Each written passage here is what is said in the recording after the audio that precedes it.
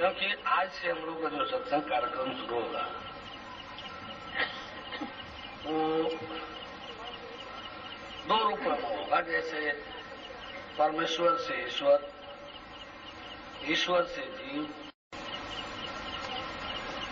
और जीव से शरीर, शरीर संसार में। ये है जीवन का पतन क्रम, ये जीवन का पतन क्रम है। इसे भी जानना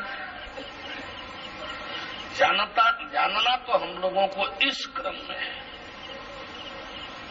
लेकिन प्रैक्टिकल में ठीक उल्टे क्रम में चलना है। क्योंकि जब भी कोई जानकारी प्राप्त करनी होगी तो मूल से करनी होगी। जब भी कोई जानकारी प्राप्त करनी होगी तो मूल से करनी होगी, और मूल से करते हुए जहां हम लोग स्थिर हैं वहां तक करते करते करते करते आनी होगी।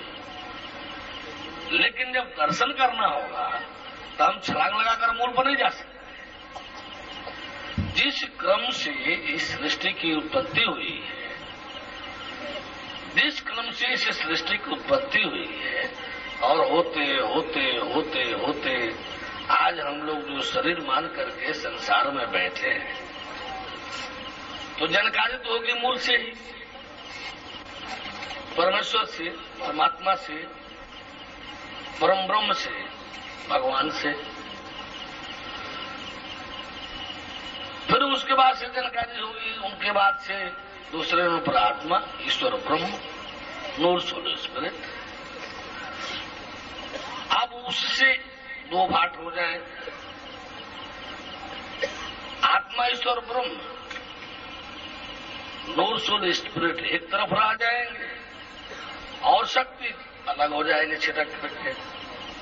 तो शक्ति अपना कार्यक्रम करेगी सृष्टि रचना की,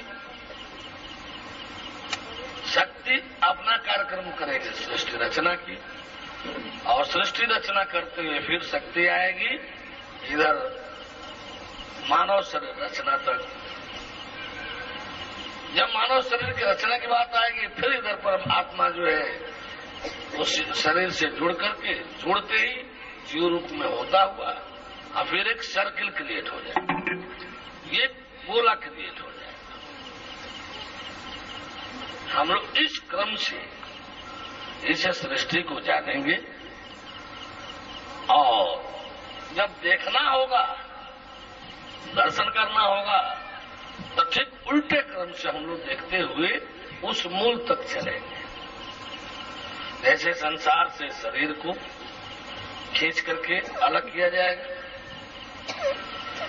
संसार को भी देखा जाएगा कि वास्तव में है क्या चीज, ये रहस्य में क्या है, सच है झूठ है। क्योंकि ग्रंथों में तो लिखा है ब्रह्म सत्य जगन मिथ्या, ब्रह्म सत्य है जगत मिथ्या है। ये पढ़ा जा रहा है, सुना जाता है, इसको देखना है कि वास्तव में है क्या। शंकर जी ने भी कहा था, कहूं मां मैं अनुभव अपना, असत हरि भजन जगत सब सपना। लेकिन जोगी जन सपना कहते हैं, ज्ञान में तो एक कड़ी और आगे बढ़ना है। ये सपना भी नहीं है, स्वप्न से भी बदतर झूठ है। स्वप्न तो इसके आगे बहुत सच है, स्वप्न तो इससे हर मामले में अधिक सच है। हालांकि सच स्वप्न भी नहीं है, स्वप्न भी झूठ ही है, लेकिन उस झूठ से ये संसार वाला झूठ जो है बदतर झूठ है। स्वप्न यदि झूठ है, ये संसार तो उससे भी बदतर झूठ है। अब जो बातें मुख्य मुख्य हों, ये आप सबको थोड़ा याद रखना होगा। अब यहां हम वही क्लास करेंगे जो हमें प्रैक्टिकल में करना है। अब हम यहां पर वही जिक्र करेंगे, वही चर्चा करेंगे जो हमें प्रैक्टिकल में करना है। जहां बहुत महत्वपूर्ण अंश होगा वहां थोड़ा गोपनीय कर लेंगे, छिपा लेंगे। आप सभी जान समझ लीजिए यहीं पर, शंका समाधान कर लीजिए यहीं पर। जो नित्य प्रति बैठ रहे हैं, सुन रहे हैं, पहले शंका समाधान का मौका अब इन्हीं को देंगे। आए घूमते टहलते हुए और बैठ गए, उनको अब मौका ऐसे नहीं दे पाएंगे। अब उनके लिए मौका यदि मिला आप बंधुजनों से तो बाद में देंगे। यदि ऐसा ही उनको दे दो इनको, तो उनको मौका हम 16 तारीख को भरपूर दे देंगे। जितना चाहेंगे शंका समाधान कर करा देंगे। यदि बहुत कोई शंका समाधान 2-2.5 घंटा से ऊपर नहीं रह पाएगा, किसी का सबका मिलकर भी दे देंगे क्लास 2-2.5 घंटे का 16 को। बहुत शंकाएं होंगी, नहीं हल हो पाएंगे, शाम को दे देंगे 16 को। हम किसी के बंधन में नहीं है कि हमको बड़ी परेशानी है, उन्मुक्त है। देंगे शंका समाधान ला करके 16 को, उनको ले लेंगे जितना शंका समाधान लेना होगा। इसलिए अब जो शंका समाधान का कार्यक्रम चलेगा, पहले उन बंधुओं का चलेगा जो नियमित सुन रहे हैं, जिनको वास्तव में जानने जनाने की ललक लग रही है। उनके लिए प्राय रखेंगे। जब आप लोगों में से कोई नहीं उठेगा, इनमें से कोई शंका समाधान करने वाला नहीं होगा, तो फिर उन लोगों को भी दे देंगे। ले वही 10-20 मिनट आप लोग भी ले लो। अब रही चीज ये कि आप बंधुजनों को जैसे सुनने को मिलता है कि बहुत लोग चाहते हैं जानना, जो नित्य प्रति आते हैं, पूछना चाहते हैं, समय नहीं मिलता है, लेकिन हम इसको स्वीकार नहीं कर पाएंगे। दोपहर में हर किसी को मौका देते हैं। जब कोई नहीं रहता है 2-3 बार पूछ लेते हैं, तब मंच से उतरते हैं। जब पूछ लेते हैं तब मंच से उतरते हैं। 1 बजे आज मंच से गए, 1 बजे मंच से गए, वहां गए तब पत्रकार लोग पहुंच गए। अब वहां भी अपना 3-3:30 बजे तक वो भी चला। तो इस तरह से इसलिए आज थोड़ा हम लोग आने में मौका दिए थे, भाई आज थोड़ा लेट करेंगे। आज आप लोग मंच संभालिएगा, महात्मा जी से कहा दिए भैया आज थोड़ा, आप तो पता ही वहां से आए 1 बजे, यहाँ 3:30 बजे 3-3:30 बजे तक चले। आज थोड़ा सा आधा घंटा लेट हो सकता है, आप लोग मंच संभालिएगा। तो इसी में थोड़ा आज देर हुई, 10-15 मिनट आधा घंटा जो हुआ हो। तो आप लोग जो है आज से जो सत्संग होगा, जो प्रैक्टिकल में भाग लेने वाले हैं, जिनकी इच्छा है दर्शन करने की, जिनकी जिज्ञासा है दर्शन करने की, जिनके भाव है कि हमको अपने जीवन को सही दिशा देना है, सही दिशा में ले चलना है, हम जो है झूठ पड़े, चोरी बेईमानी, बुराई विकृतियों से ऊपर उठ करके एक सच्चा इंसान बनना चाहते हैं, एक सच्चा जीवन जीना चाहते हैं, जो परम प्रभु परमेश्वर के देख रेख और मालिकान में हो। तो अब हम जो है यहाँ पर जो रखेंगे, आप बंधुजन बड़ा गौर से सुनेंगे। सृष्टि का सबसे परम गोपनीय विधान है ये। आप जब आए जाएंगे उपनिषदों में, तो प्रकृति पर्यंत सूक्ष्माति सूक्ष्म यदि कोई तत्व है तो ये उससे भी अति सूक्ष्म है। आत्मा ईश्वर ब्रह्म से आगे जो प्रकृति है, आत्मा ईश्वर ब्रह्म से भी आगे जो प्रकृति है, तो उस प्रकृति पर्यंत जो भी गहन से गहन, गूढ़ से गूढ़ यदि कोई सूक्ष्माति सूक्ष्म से भी सूक्ष्म यदि कोई तत्व है, तो ये जो तत्व ज्ञान जो है परमेश्वर परमात्मा जो है उससे भी अति सूक्ष्म है। उसको जानना, समझना, देखना, परखना है। उसको जानना, समझना, देखना, परखना है। सोचिए आप लोग, निसंदेह अविश्वास की बातें जो जनमानस में फैल रही है, उसमें पूर्णतया दोष जनमानस का नहीं है। ये विषय ही इतना गहन है, इतनी गहनता को लिए हुए है, जितनी सूक्ष्मता को लिए हुए है, उतनी विशालता को लिए हुए है। एक सूक्ष्मात सूक्ष्म से भी सूक्ष्म एक तरफ, और दूसरी तरफ महानतम से भी महानतम, विशालकाय से भी विशालकाय, ब्रह्मांड को घेर करके स्थित रहने वाला। सोचिए वो विषय कितना गहन हो सकता है। थोड़ा सा आप लोग और खींचिएगा, वो विषय कितना गहन हो सकता है जिसको ब्रह्मा इंद्र शंकर भी, ये हमारे बनाए हुए तो श्लोक नहीं है, ये सदग्रंथ के श्लोक है। हमारे बंधु कह रहे थे कि विशेष सूची का ग्रंथ हरिश्चंद्र में भागवत महापुराण का ही है, 12 स्कंद का है, 12 अध्याय का है, इसके बाद 13 अध्याय है। ठीक है, ये श्लोक जो है सूची से कहीं से आ गया। ऋग्वेद का मंत्र भी तो इसी अर्थभाव में है, ऋचु अक्षरे परमे व्योमन यस्मिन् देवामद विश्वे निषेधु यस तम नवेद मृचा कर सकते। ये श्लोक और वो मंत्र दोनों एक ही तो है, कोई अंतर नहीं दोनों में, अर्थभाव दोनों के एक ही है, केवल शब्द अंतर है, केवल शब्द अंतर है, अर्थभाव दोनों के एक ही है, अर्थभाव दोनों के एक ही है। अब वो किसी सूची से आया हो ऐसा नहीं, बहुत मंत्र श्लोक है। मुंडकोपनिषद का मंत्र है, स यो हवै तत्परमं ब्रह्मवेद, तत्परमं ब्रह्मवेद ब्रह्मैव भवति। जो कोई उस परम ब्रह्म को जान लेता है, जो कोई उस परम ब्रह्म को जान लेता है, देख लेता है, वह ब्रह्म ही हो जाता है, वह ब्रह्म ही हो जाता है। देखिएगा आप लोग, 15 तारीखों की इस मंत्र में जो लिखा है यही मिल रहा है कि नहीं, और ऐसा ही मिल रहा है। नास्या ब्रह्मविद कुले भवति, नास्या ब्रह्मविद कुले भवति।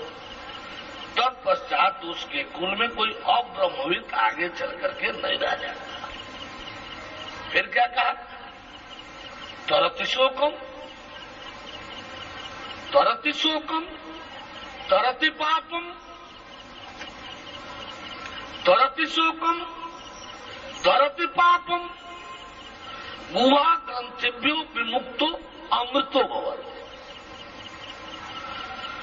गुहा ग्रंथिभ्यो विमुक्तो अमृतो भवति। सभी तो आप देखेंगे, जब उस परम ब्रह्म को देख लेता है, वो सारे सुखों से, यदि वो वास्तव में अपने वचन पर रहा, परमेश्वर की देख रेख और मालिकान में अपने को किया। जैसे बताए कि जीवन 2 भागों में है, लौकिक और पारलौकिक। अभी आप लौकिक प्रधान जीवन में जी रहे हैं, परमेश्वर वाले होंगे तो जीवन तो देखने के लिए तो ऐसा ही रहेगा, लेकिन पारलौकिक प्रधान जीवन होगा, जीवन पारलौकिक प्रधान हो जाएगा। अर्थात उसके बाद यदि आप अभ्यासित न हो तो उसमें न झूठ की जरूरत, न छल कपट चोरी बेईमानी की जरूरत, न किसी प्रकार के बुराई विकृति की जरूरत। निसंदेह भरा पूरा संपन्न समृद्ध जीवन शैली, भरा पूरा संपन्न समृद्ध जीवन शैली। क्यों? वह जीवन परमेश्वर के देख रेख और मालिकान में होता है, खुदागाड भगवान की देख रेख मालिकान में है। जैसे एक तरफ बताए कि कर्म और भोग के बीच का जीवन, बार बार इसका मंथन करा रहे थे कि कर्म और भोग के बीच का जीवन जो माया के देखरेख और मालिकान में है, इसके बीच में क्या होता है? कामना ही कामना, कामना ही कामना भरी हुई है, कामना ही कामना भरी हुई है। पूर्ति के लिए अर्थ नाम का कोई चीज नहीं, पूर्ति के लिए अर्थ नाम का कोई चीज नहीं। अब उन कामनाओं की पूर्ति के लिए आप बंधुजन को क्या करना पड़ता है? धन की खोज करना पड़ता है, अर्थ की खोज करना पड़ता है। नौकरी करके, खेती बाड़ी करके, बिजनेस व्यापार करके जिस तरह से अर्थ आवे ताकि कामनाओं की पूर्ति हो, अब उसमें जीवन बेच दिया जाता है, जीवन बेच दिया जाता है, महीना दिन किया जाता है, पहले को मिलता है, ला करके उसने अपने और अपने परिवार के कामनाओं की, आवश्यकताओं की पूर्ति की जाती है। फिर 30 आते आते, पहले आते आते फिर वही स्थिति हो जाती है, खाली खाली। फिर पहले को मिलता है 33 दिन जो है वही कामनाओं, आवश्यकताओं की पूर्ति करते रहते हैं। पता चलता है कि पहले कहाँ 25 से 24 से 25, 26 आते आते पकड़ खाली होने लगता है। नौकरी वाले बंधुजन तो काफी महसूस करते होंगे। वो 25-30 आने के बाद ही जो है, 25-30 का 25-26 आते आते कोई बात पड़ता है, घर में कोई काम पड़ेगा, अरे भाई रुको ना, 25-26 याद नहीं है, अरे 2-4 दिन खेपो, गाड़ी आगे बढ़ाओ भाई, अब पहले दूसरा आ रहा है, पहले दूसरी भाई। अब 25 के बाद सिमटना थोड़ा शुरू कर दिया जाएगा। जो भी कोई खर्च वाली विशेष बात आएगी, अरे तो रुको ना, 2-4-5 दिन गाड़ी खिसकाओ भाई, अब आ रहा है, पहले आ रहा है, नहीं पहले तो दूसरे को हो ही जाएगा, तो थोड़ा गाड़ी खिसका दो, 2-4-5 दिन सामान दूर से ले चलो। फिर ऊपर क्या पता चलेगा, 28-30 आते आते, 29-30 आते आते वो पकड़ खाली खाली का पता चलेगा। क्या होता है? वही कामनाओं की पूर्ति, आवश्यकताओं की पूर्ति वो करने में वो सब जो आता है वो बराबर हो जाता है। ये क्षेत्र है माया वाला,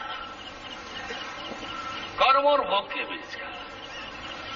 आप सब, हम बार बार कहें कि कोई जरूरी नहीं कि आप हमारी सुने, लेकिन ये जरूरी है कि सत्य को जाने। हम जो बोल रहे हैं इसको संकेत मान करके आप लोग थोड़ा सत्य की जानकारी के लिए थोड़ा श्रम परिश्रम करना चाहिए। ग्रंथों में देखिए, पुरुषार्थ माने क्या? मनुष्य का होने का मतलब क्या है? क्या उपलब्ध करना है? धर्म, अर्थ, काम, मोक्ष। हम क्या कर रहे हैं कि आप अपने जीवन को जो कर्म और भोग के बीच में रखे हैं, जहां केवल कामना ही कामना है, माया के देखरेख और मालिकाना है, 84 का चक्कर भोग का है, इसमें यही जीवन यदि धर्म और मोक्ष के बीच में कर दिया जाता है, यही जीवन ले चलना। जैसे विभाग को दे देते हैं, विभाग के अनुसार चलते हैं, विभाग को दे देते हैं, विभाग के अनुसार चलते हैं, व्यापार को दे देते हैं, व्यापार के अनुसार चलते हैं, खेती बाड़ी को देते हैं, उसके अनुसार चलते हैं। उसी तरह से यदि यही जीवन धर्म में रख करके चलते हैं, धर्म और मोक्ष के बीच में, तो पुरुषार्थ में देखिए कि काम है या नहीं है। आवश्यकता किसी चीज की महसूस ही नहीं हुई। क्यों? कि पूर्ति होती जाएगी सहजतापूर्वक। जो आवश्यकता होती है वो अपने आप सहज ही पूर्त होती जाती है।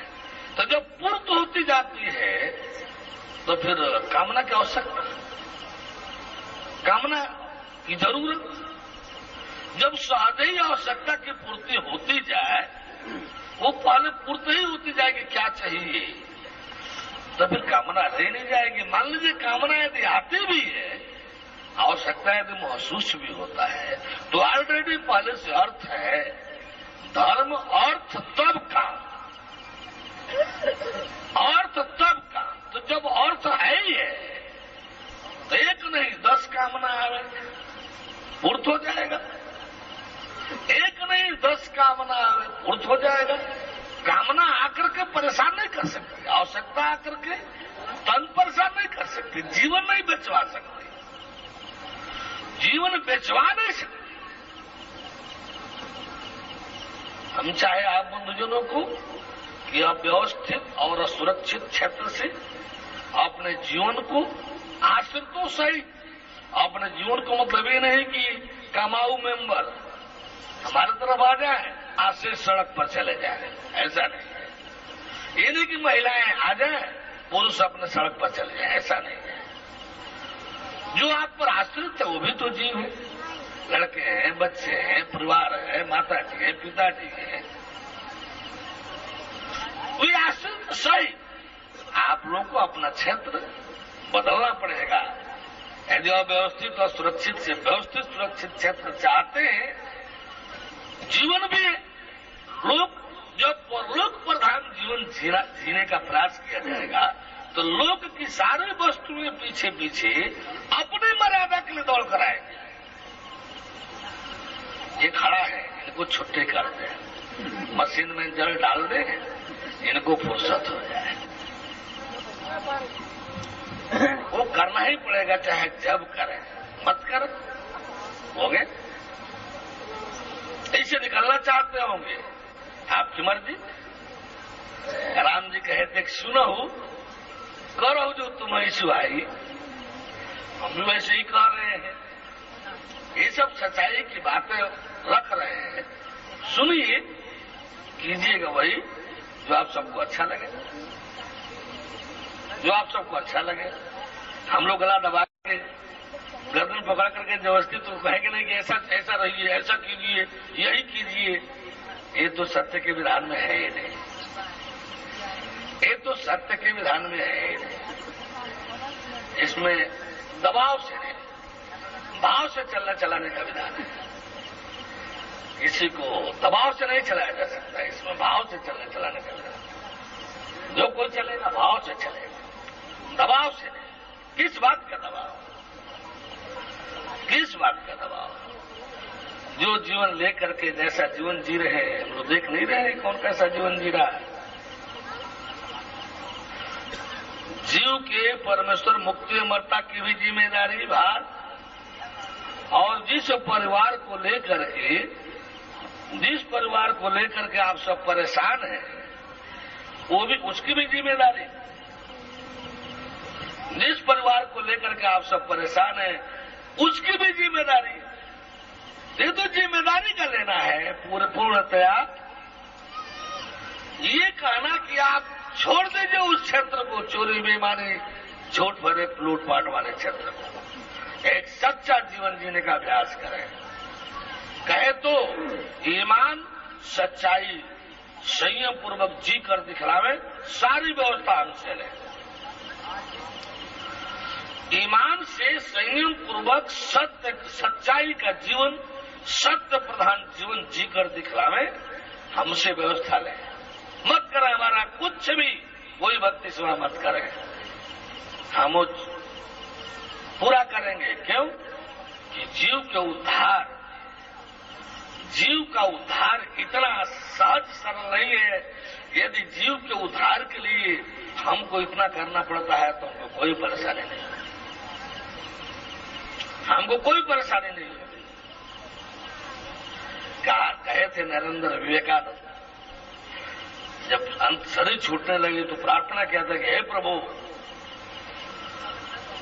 पूरी जिंदगी यदि मुझे यातना से गुजरना पड़े और यातना के बाद उसके फल में एक जीव का उद्धार हो जाए, पूरी जिंदगी मुझे यातना से गुजरनी पड़े, दुख कष्ट से गुजरना पड़े, और उसके एवज में किसी एक जीव का उद्धार हो जाए, तो प्रभु मैं चाहूंगा कि तब तक ऐसा जीवन मुझे मिलता रहे जब तक कि सारे जीवों का उद्धार न हो जाए। जिनके दिल दिमाग में जन कल्याण बैठ जाएगा ना, उनको अपनी दुख यातनाएं कुछ नहीं महसूस होती है। जीवों के कल्याण के मार्ग में, जीवों को कल्याण देने दिलाने में उनको अपने जीवन की दुख यातनाएं कुछ नहीं होती है। मोहम्मद साहब एक जब तक संसारिक थे सच्चाई सचरित्र जीवन का जी रहे थे। उनके जीवन में कहीं कोई अंगुली उठाने वाला नहीं था। लेकिन जब इस्लाम कबूल किए, जब अल्लाह ताला की मेहरबानी उन पर उतरी और जब अल्लाह ताला के पैगाम की ड्यूटी उनको मिली, तो किन किन कष्टों से गुजरना पड़ा। मार करके दुष्ट दुर्जन जो उनको फेंक दिए, मरा समझ करके, मार करके मरा समझ कर फेंक दिए। बड़ी बड़ी दुर्गति नबियों की, पैगंबरों की लोगों ने किया, बड़ी बड़ी दुर्गति किया। आपके यहां भी राम जी आए थे तो हड्डियों का ढेर लगा हुआ था जंगल में, जहां राम जी को भुजा उठा करके प्रण करना पड़ा कि निशाचर विहीन धरती को करके जाऊंगा। किया। तो इस तरह से कीड़े फतेंगे, लोफर बदमाश लोग समझते हैं कि थूक देंगे तो ज्ञान की मसाल बुझ जाए। ऐसा कुछ नहीं है। ज्ञान का मसाल जब जलता है ना, तो कीड़े मकोड़े आकर जलते मरते रहते। दुष्ट दुर्जन को हम लोग समझते क्या है? कीड़ा मकोड़ा। दुष्ट दुर्जनों को हम लोग क्या समझते? भाई कीड़ा मकोड़ा जब मसाल जला है तो कीड़े मकोड़े आकर के तो जल में मरबे करेंगे। उसमें मसालची का क्या दोष? और बेचारा जो टेंट लगाया है, इसमें ये झाड़ फानूस लगाया है, बहुत बत्तियां जल रही है, अब कीड़े मकोड़े आकर के वहां देखिए जल रहे हैं, तो इसलिए अब उस मसालची का क्या दोष? स्टैंड और झाड़ फानूस बत्ती लगाने वाले का क्या दोष? उसी तरह से जब हम लोग मसाल लेकर चलते हैं तो कीड़े मकोड़े आते चलते रहते हैं, वहां भोंगो तो करते ही रहते हैं। उनको पता है कि इससे आगे बढ़ेगा तो क्या स्थिति होगी। बोले परम रहो परमेश्वर की। वो आप रही थी कि हम आप बंधुओं से बार बार कहेंगे कि हम लोग का जीवन बिका हुआ है परमेश्वर की तरफ से आप सभी के कल्याण के लिए। कुछ नहीं महसूस होता है कि हमको क्या करना पड़ेगा, क्या झेलना पड़ेगा। जीव के उद्धार में, धरती से असत्य धर्म मिटाने और सत्य धर्म लागू करने कराने में, धर्म धर्मात्मा धरती की रक्षा करने में कब क्या करना पड़ेगा ये हम लोग भी नहीं जानते। जब जो करना पड़ेगा करने में जरा सा हिचक नहीं होगा, जरा सी भी हिचक नहीं होगा। बोले परम प्रभु परमेश्वर की। निसंदेह अब पर्चा वर्चा बढ़ रहा है। निसंदेह हम लोग अहिंसा के पुजारी नहीं हैं, हम लोग सत्य वाले हैं। हम लोग सत्य वाले हैं। किसने कह दिया हम अहिंसा वाले हैं? और हम लोगों की अहिंसा की परिभाषा में किसी हिंसक की हिंसा बहुत बड़ी एक महान अहिंसा है। हम लोग के जो अहिंसा की परिभाषा है कि किसी बहुत बड़े घोर हिंसक की अहिंसा, जो हिंसक की हिंसा जो है एक बहुत बड़ी महान अहिंसा है। हम लोग की परिभाषाएं थोड़ी बदल जाती है अन्य लोगों से। बोले परम प्रभु परमेश्वर की। आप बंधुजनों से हम निवेदन करेंगे, हम लोग सत्य वाले हैं, परमेश्वर वाले हैं। परमेश्वर के विधान में जिसको जुड़ना हो, जिसको अच्छा लग रहा हो, उसके लिए ये मार्ग है, उसके लिए ये विधान है, जिसमें जीवन का संपूर्ण अंश, जीवन का संपूर्ण इसमें रहने चलने वाला बता दे कि उसको क्या चाहिए या नहीं मिल रहा है। परमेश्वर के देख रेख और मालिकान वाला ये विधान है, विभाग है।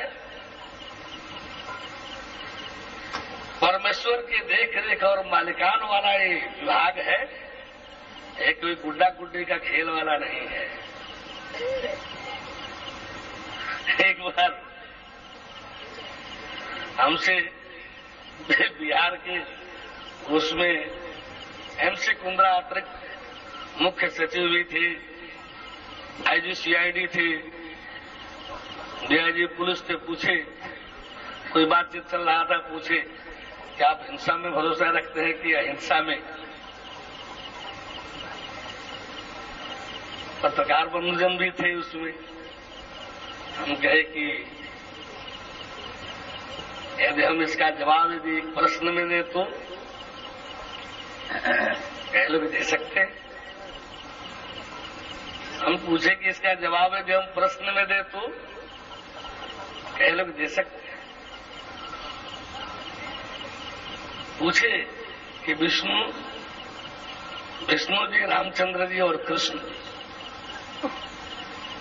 उनके साथ रहने वाले गरुड़, लक्ष्मण, हनुमान, अर्जुन, भीम, ये लोग हिंसक थे या अहिंसक?